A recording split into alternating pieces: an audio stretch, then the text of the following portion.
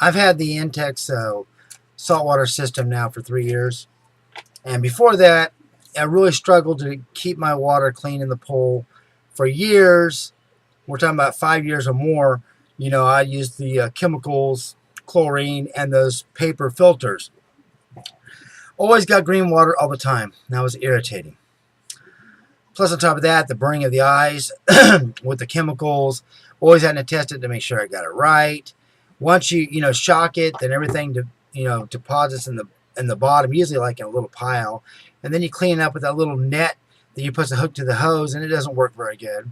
Filters last maybe about 3 days because you have to run it with the big pool. You have to run them almost all the time, and it would suck. It was a lot of work. I didn't enjoy it anymore. Always having to fight the green water. So finally, I decided to buy the saltwater system, which you can get them from 199 to 150. Yeah, about 150.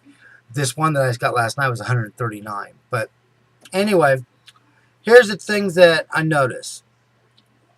For one thing, you really should run this thing at night because there's the heat from the power source on the saltwater system, and then outside you got the heat, from the sun, and so those two things together, it burns them out. Number two is making sure you clean the cells, because when they get the deposits on them, that can also short it out or cause problems. So I clean it out with acid, which only takes me 5 minutes, and it's back to normal. It's back to the way it was. You can also use vinegar, but I don't do that. Vinegar, it takes longer. Now, when my first one went out, I had an error, and they said that there was some kind of flaw in those designs.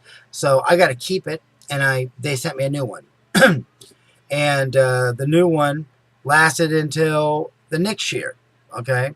And then it died, and I bought another one. But the first one I saw a video on YouTube on how to bypass the electronics part and get it to still put out chlorine. And in the description below, I'll put the link to that video so you can see it. After I did that, that thing ran all the time. Unfortunately, there's no timer on it anymore, but you plug it in, it puts out chlorine. When you're done, unplug it. Okay, so that was my backup. Last night, my last machine died, and I believe it was because I was running it during the day, and it was hot yesterday. The heat, and on top of that, there was deposits on the cells. So I made a mistake. I usually run it at nighttime, either at night, in the morning, or in the evening, but not during the day.